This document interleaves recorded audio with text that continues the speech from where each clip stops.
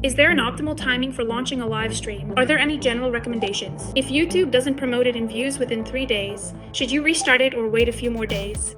It's simple. It's all about timing. If we're talking about a channel that's active, not a new one. So for new channels, the recommendation is very simple. A live stream can help you gain the number of views and watch hours needed to get monetization. But it's very important. YouTube needs to see your video because you, as a creator, are interesting from the perspective of generating new content and billboards for ads, where it will later run ads and make money. And you need to work consistently and systematically. Not like making 20 videos today and then disappearing for 3 months, but consistently and systematically. This is very important for YouTube. Next, there are a bunch of different formats and strategies where you can save a live stream as a video on your channel. And in this way, you can grow your video library, which will then keep gaining views. Now, regarding this, when is the best time? In YouTube Studio, there's a metric that shows when your audience watches you the most. That's the timing. Basically, you should publish your video, or more precisely, it's best to start your live stream about 15 minutes before this peak. So you're testing this fact.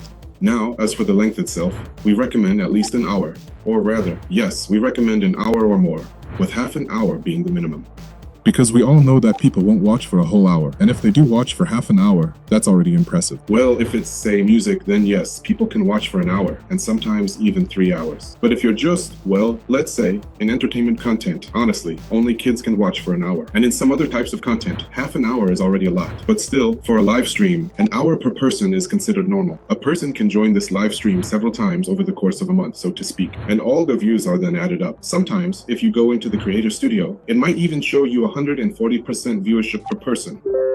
We understand. How can it be 140 if the total is only 100? Well, 100. 140 means that a person has come back several times and rewatched the content. For example, music or cartoons can have these kinds of percentages. So, let's say an interview. I don't know if people will rewatch it a few times, although maybe they will. That's why we recommend an hour, so that if a viewer comes back a second or third time, they land on the same moment, and it's still interesting for them. So an hour is the minimum, and then it depends on how long you want to stream your own content. And then you just watch how your audience reacts. Why 3 days? Because you get a spike, then a drop, and then it starts looking for an audience. Sometimes 2 days go by, nothing happens, and then suddenly the feed goes up and everything takes off for you. That's why we have streams that last a month, or even endless streams. We just don't stop them until we find what works. Are there any golden hours for starting a stream? Oh, look, I don't think there's any kind of secret hour that YouTube calls golden, and if you start at that time, everything will just take off immediately. There is, you could say, for your content and your audience, most likely a best time. But the only one who really knows your audience best is the creator of your channel. They see all of this through reports through the Creator Studio. They can see when their own content is watched the most. Back when we were working, let's say, with kids channels,